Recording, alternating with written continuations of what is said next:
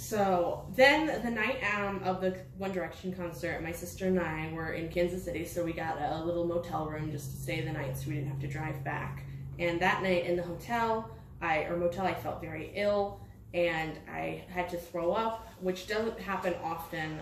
Probably the last time I had thrown up since then was in 7th grade, so it was a decent, like maybe 7 years since I had thrown up, which now happens all of the time, but I digress. But back then it was rare, and I was having some kind of weird stomach back pain, and then it kind of went away for a little bit, and then the next time I remember it happening, I was staying the night at my friend's house, and I was sleeping on a couch that was fine. It was a comfortable couch, but I woke up with the worst back pain, and I had no idea what was going on.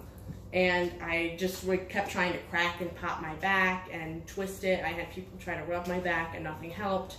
And then it kind of went away throughout the day, and I was like, okay, I'm fine. Then the next time I remember it happening, I was on my way to my boyfriend's house in his car, and that was even worse than the other time.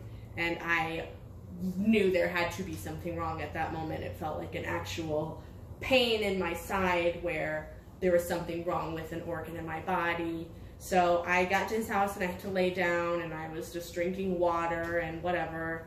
And then I kind of started to feel better again, and things went back to normal. And then 3 days later, I want to say, I had a friend bring me over a slushie, and I started to drink it a little bit, and then all of a sudden I was like, I feel terrible, and I had to lay down, and then my fever spiked, and I was shivering under a bunch of blankets, and I was nauseous, and then I started to throw up, and it was this whole huge bunch of symptoms all at once, and I felt like I probably had the flu or something, but I still had that pain in my side.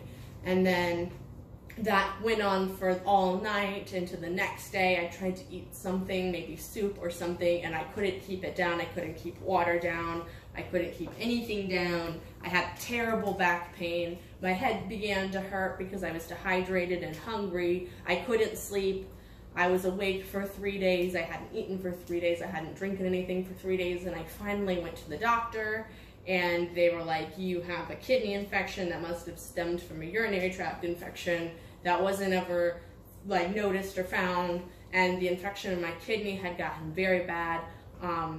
I had 104-degree fever when I was at the doctor, and it had to have been that high almost the whole time, and I almost needed to be hospitalized, but the doctor gave me Pedialyte, and I was able to keep that down. That was the first thing I could keep down in days, and it was the best feeling in the world, actually being refreshed. I could never recommend going 3 days without water. I got some antibiotics, and I started to feel like a human again. I could go and do things. I had to cancel my college orientation, though. I had to push that back because it was during that.